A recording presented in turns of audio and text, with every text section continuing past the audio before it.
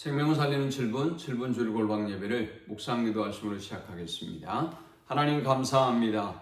지난 한 주간도 우리의 목자가 되어주시고 우리와 동행해 주시며 우리의 인도자가 되어주심을 감사합니다. 하나님의 그 놀라운 은혜와 사랑을 우리가 기억하며 마음과 뜻과 힘을 다해서 주를 높여 경배합니다. 하나님 우리의 예배를 흠양하시고 오늘도 주님의 말씀으로 주님의 진리로 은혜로 충만한 시간 되게 주옵소서. 예수님의 이름으로 기도합니다. 아멘. 찬송 183장 드리겠습니다. 빈들의 마른 풀같이 시들은 나의 영혼, 주님이 약속한 성령 간절히 기다리네. 가물음의 마른 땅에 단비를 내리시듯 성령의 단비를 부어 새 생명 주옵소서. 반가운 빗소리 들려 산천이 춤을 추네. 봄비로 내리는 성령 내게도 주옵소서. 가물음의 마른 땅에 단비를 내리시듯 성령의 단비를 부어 새 생명 주옵소서. 절 따라 우로를 내려 조목이 무성하니 갈급한 내 심령 위에 성령을 부으소서. 가물음의 마른 땅에 단비를 내리시듯 성령의 단비를 부어 새 생명 주옵소서. 참되신 사랑의 언약 어길 수 있사오랴. 오늘의 흡족한 은혜 주실 줄 믿습니다. 가물음의 마른 땅에 단비를 내리시듯 성령의 단비를 부어 새 생명 주옵소서. 아멘. 이 시간에 주시는 살아계신 하나님의 말씀은 구약성경 시편 42편 1절에서 5절의 말씀입니다. 하나님의 사슴이 시냇물을 찾기에 갈급함같이 내 영혼이 주를 찾기에 갈급하니이다. 내 영혼이 하나님 곧 살아계시는 하나님을 갈망하나니 내가 어느 때에 나아가서 하나님의 얼굴을 배울까. 사람들이 종일 내게 하는 말이 내 하나님이 어디 있느냐 하오니 내 눈물이 죄하로 내 음식이 되었도다. 내가 전에 성회를 지키는 무리와 동행하여 기쁨과 감사의 소리를 내며 그들을 하나님의 집으로 인도하였더니 이제 이 일을 기억하고 내 마음이 상하는도다. 내 영혼아 내가 어찌하여 낙심하며 어찌하여 내 속에서 불안해하는가. 너는 하나님께 소망을 두라. 그가 나타나 도우심으로 말미암아 내가 여전히 찬송하리로다. 아멘. 사람은 누구나 목마름을 가지고 살아갑니다. 돈을 가져도 더 갖고 싶고 성공해도 더 인정받고 그리고 더 높이 오르고 싶은 것이 인간의 마음이죠. 아무리 사람에게 인정과 칭찬을 들어도 사람의 마음 한구석에는 여전히 허전함이 남아 있습니다. 왜 그럴까요? 하나님은 우리 인간을 창조하시면서 하나님의 형상대로 창조하셨기 때문입니다.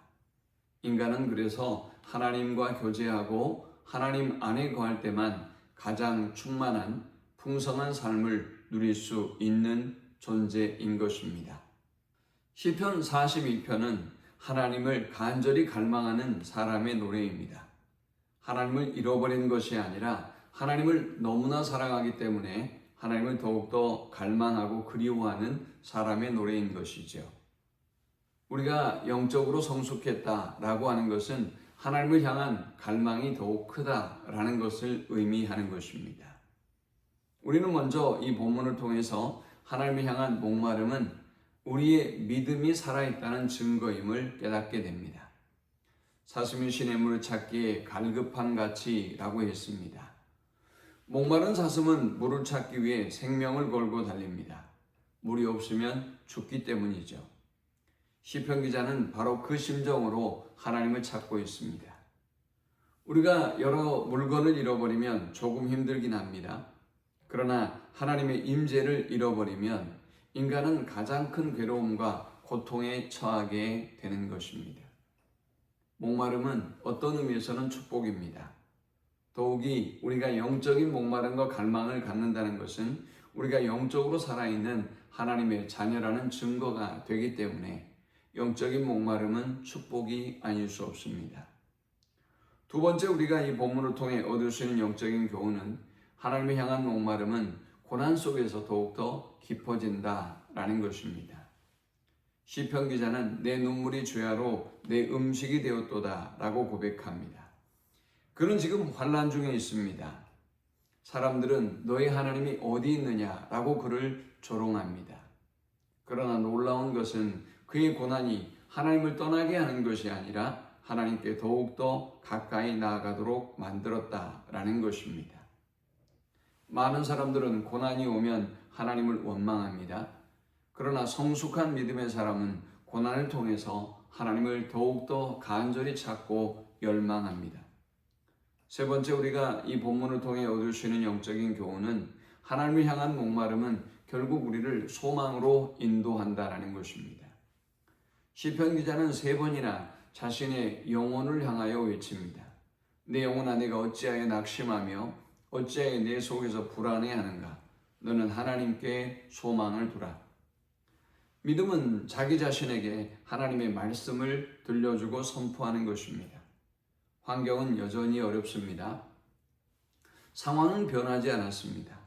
그러나 그의 시선이 환경에서, 상황에서 하나님께로 옮겨져 갑니다. 참된 소망은 문제가 사라지는 데 있는 것이 아니라 하나님이 함께 하신다는 사실에 있습니다. 하나님을 갈망하는 사람은 고난 가운데도 더욱 하나님을 갈망하고 그리고 결국은 하나님을 만나게 됩니다. 예레미야 선지자는 우리에게 권면합니다. 너희가 온 마음으로 나를 구하면 나를 찾을 것이요 나를 만나리라. 어떤 상황에서도 하나님을 더욱더 사모하고 갈망함으로 하나님을 만나는 우리 모든 성도들이 되시기를 주의 이름으로 간절히 축원합니다. 하나님 감사합니다. 귀한 말씀을 통해 은혜 받고 깨닫습니다. 주신 말씀대로 어떤 상황 가운데도 하나님을 더욱더 갈망하고 사모하게 하시고 하나님을 만나는 복과 은혜를 누리게 해 주옵소서. 예수님의 이름으로 기도합니다. 아멘. 지금은 우리 주 예수 그리스도의 크신 은혜와 성부 하나님의 그 크신 사랑과 성령의 노보교통 충만케 하시며 어떤 상황에도 하나님을 향한 더욱더 큰 갈망과 열망으로 하나님께 더욱더 가까이 나아가기를 간절히 사모하는 사랑하는 주의 백성들의 머리 위에 이제부터 영원토록 함께 있을지어다. 아멘.